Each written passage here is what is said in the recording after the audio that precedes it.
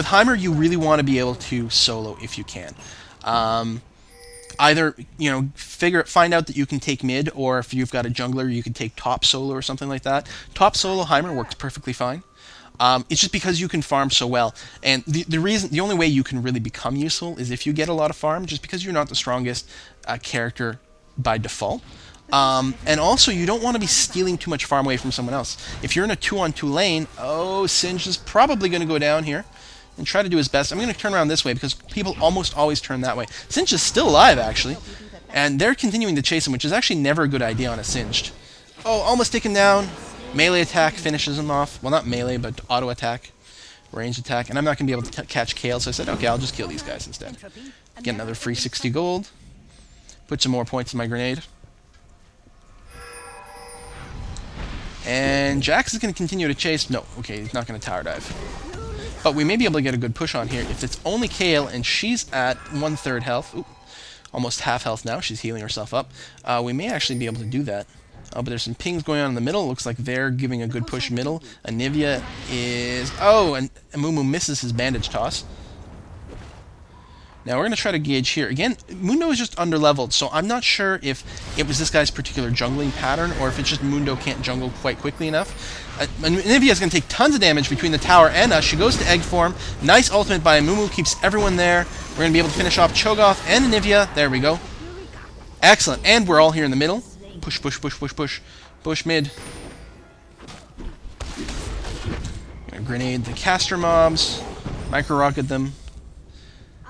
So he's still getting lots and lots of money. Arguably, taking it away from other people, but I will be using this money, and the push is going to be awesome. Look how much damage my micro-rockets is doing to them. In fact, we can almost get Udyr, yes, and Master Yi is going to stick around when he shouldn't have. We'll take him down as well, take down the turret. In fact, I don't even have to be around here. I'm sure I'm going to be going back very, very shortly to heal. Most of them are dead. I'm not too concerned, but I don't really want to stick around. There we go. Let them know that I'm backing up. Maybe I should have run back instead of just hung around here. It's a little bit risky. But I continued to think I was mostly safe. I didn't want to stick around too long.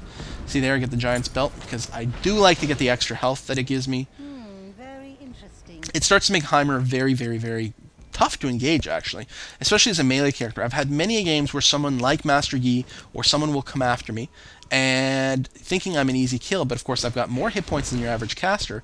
Meanwhile, even if they stun me, my turrets are doing damage to me, I can blind them with my grenade, and I put a considerable amount of burst damage. And I don't even have to stand there and attack them.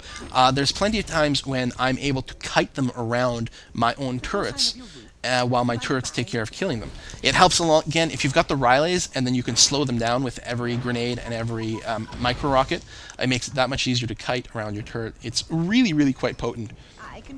It takes some practice, though. But a good Heimer is actually hard to engage as a single character. As a caster, it's a little bit easier, but if... because the blind doesn't bother you the same way. Although, I wonder if the blind from his... grenades has been changed just like exhaust, or is exhaust just not a blind anymore? Actually, I'm betting that's what it is. I think exhaust is no longer a blind. It's just a melee mischance. I'm going to teleport top to assist. They've got a pretty good push going on there, and Mumu does go down. Oh! Almost get Anivia. She is going to be able to get away. Very close. That was potential for a really good engagement, but I don't think we're actually going to manage to kill anyone. On the other hand, their turret is almost dead. And we can probably push this, especially given the health level they're at. Nivi's doing a good job trying to weaken us, but no, that'll go down, no problem. In fact, Mundo's coming in from the back, and all it takes is another little burst shot. There we go, Anivia goes down. We should be able to get Kale as well. Oh, my micro-rockets don't hit her, that's annoying. But the micro-rockets do have really good range. Oh, she's probably going to blink through there. Damn, otherwise, we would have gotten her. Now, oh, she's still kind of buzzing around. No. We do get the top turret, it looks like. Entropy, a never-ending cycle. I'm putting that turret down to actually slow down their creep wave. I'm hoping we can get another push mid, or at the very least, you can see the creep wave is pushed all the way over to our end. And by putting the turret down, it was just going to slow them down. Even if I wasn't going to stick around to kill them all, I just wanted them delayed somewhat.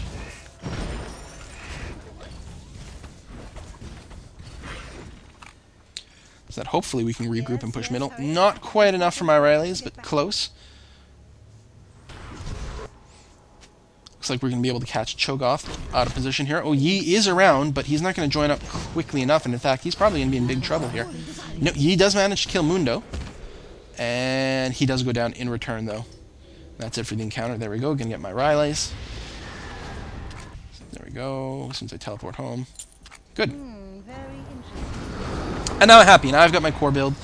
After that, I used to grab a Zonya's ring, as typically I would. Now I still grab one of the two items that the Zonya's ring was split into, and which one I get depends entirely on what the enemy team composition is, and at how much risk I'm at. Whether I get the one that gives me invulnerability. Oh, nice wall. I'm gonna grenade there, get the blind off. A little bit of damage. Jax comes in at the right time. We do egg Anivia right away. And they're going to keep beating her down.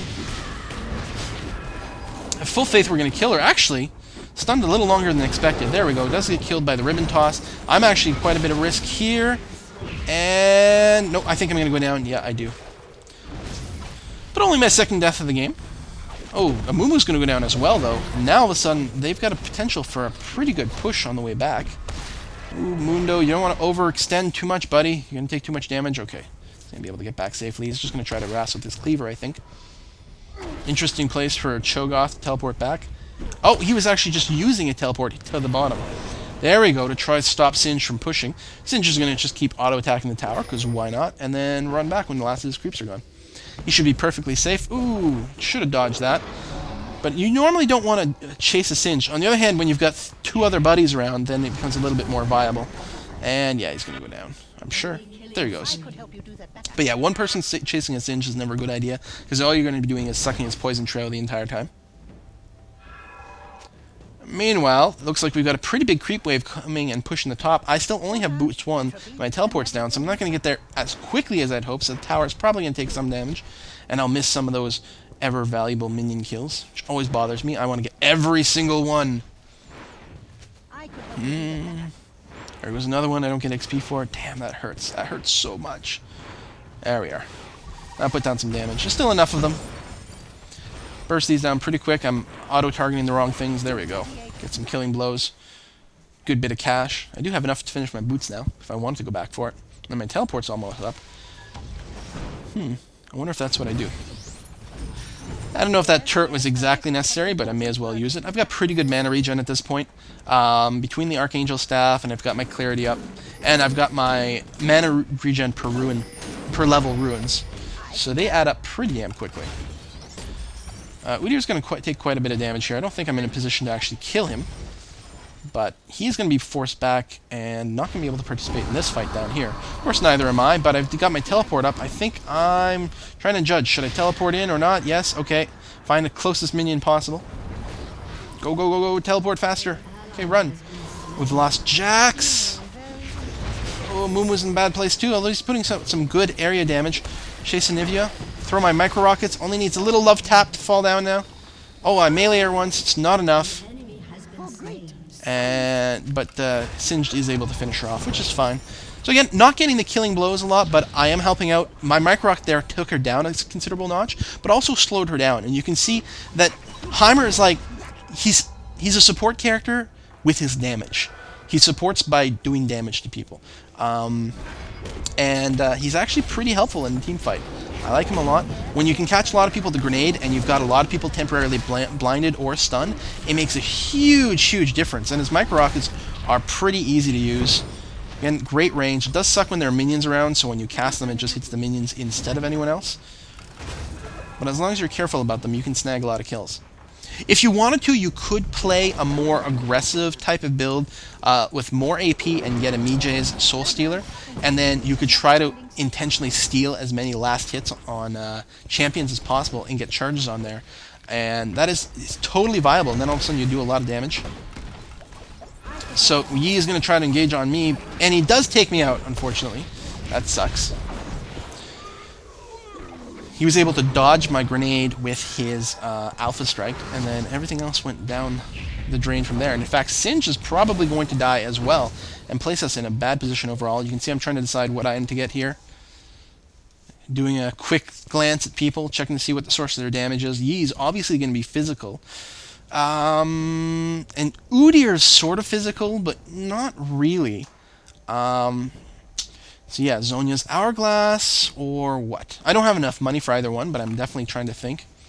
And I think ultimately I decide that, you know what, they don't actually have quite enough physical damage to make the armor on the Hourglass worthwhile. And obviously the on-use activated ability, invulnerability, is quite nice in general. But I was looking, I'm like, you know, they don't actually have that much damage, and if I just take the item that gives me more AP, I think it'll work out better.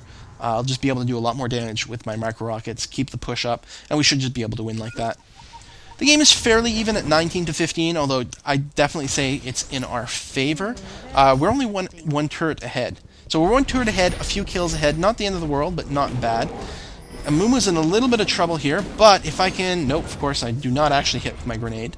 But looks like they're actually scared a little bit from the micro rocket, and here comes Mundo and Jax flanking. A nice disable on Anivia, getting a kill on her. We burst her down pretty quickly. And some people are pinging dragons, some people are chasing to see if there was anyone nearby. Looks like no one decided to stick around, so we may as well just kill dragon, which should go down very, very quickly. Remember, when I get my green turrets, they actually debuff the enemy's armor and I think magic resistance. And they stack. So if you can get your green turret to focus on just one thing, it's pretty powerful. The red turrets have the same effect. They just also have the AoE damage. And someone's teleporting in here, but this tower is almost dead and there's a lot of us around. This actually seems really inadvised by Cho'Gath. Sometimes you just have to leave the turret be. The tower goes down, and we're able to take him out very easily. Singe keeps Cho'Gath tossed in the middle of us. Got a couple of people now with a Banshee's Veil. It's an item I don't necessarily often prioritize with Heimer, just because in group fights he shouldn't be the first line of attack in terms of CC. Usually if you need a defensive item as Heimer, it tends to be more like an armor thing, where you've got some like melee carry that runs straight through the group towards you to get an easy kill, whereas they tend to focus their CC on the most obvious carries on your team. So in this case they may be CCing Jax, or potentially one of the tanks, instead of me. It's just a psychological thing. I'm not saying that's a bad thing, it's just that's what they tend to do, so it means the Banshee's Veil isn't as necessary on Heimer, I find. We're going to be able to my grenade stun on Yi there kept him from killing me and kept him locked in place while we just burst him down. No problem. And I grenade the tower just like as if the grenades still did damage to towers, which of course they don't anymore. And I know that, and I'm sure I wasn't grenading the tower to do that. Cho'Gath is still around, and it's entirely reasonable that he might have been ducking by the tower. He was moving, it's hard to predict exactly how he's going to move, so... Grenading in the range of the tower is actually rarely a bad idea, because that's generally where people run to. So usually you will get people if you grenade in the direction of the tower. Pick up my needlessly large rod, and I guess no matter which item I was going for, the needlessly large rod was going to be a part of it. I actually pick up the red elixir here.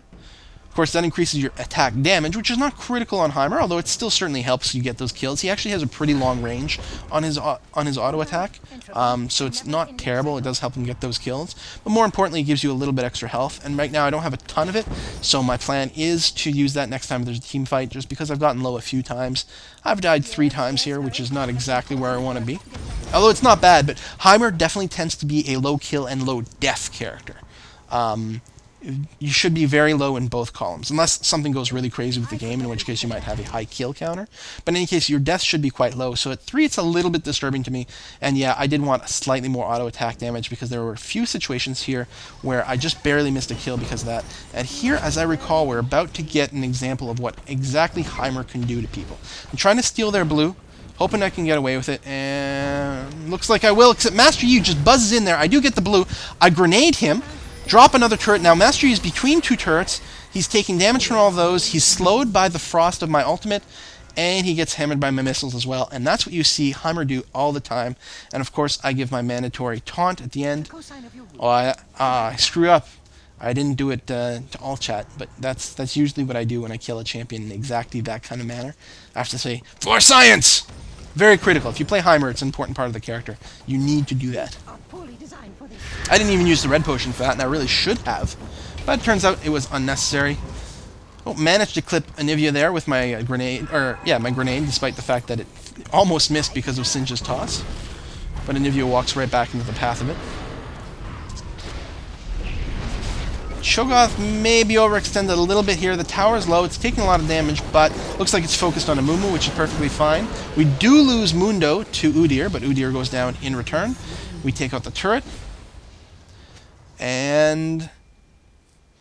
oh, I guess I got 2 kills there. Oh no, 1 kill, and then I got the Yi earlier. Trying to put on a good push here. I'm letting other people go after the kills in this particular situation. I'll help if need be, and looks like, yeah, I'm going to drop a grenade in there, get the blind, and actually hit 2 champions with my my grenades as well, which is pretty nice. But Heimer, I'm here. I got to push, keep the minion wave down, put my turrets in range of the tower, and take care of that. That is how you will win games as Heimer, just by pushing things like crazy. And there's the ace and the surrender vote. GG. Hope you enjoyed this game. Obviously, our score skyrocketed by the end of it, but it was close for a good long time. And boy, I can't wait until they buff Heimer, because he's just not good enough, eh? Alright, folks. See you next time. Bye-bye.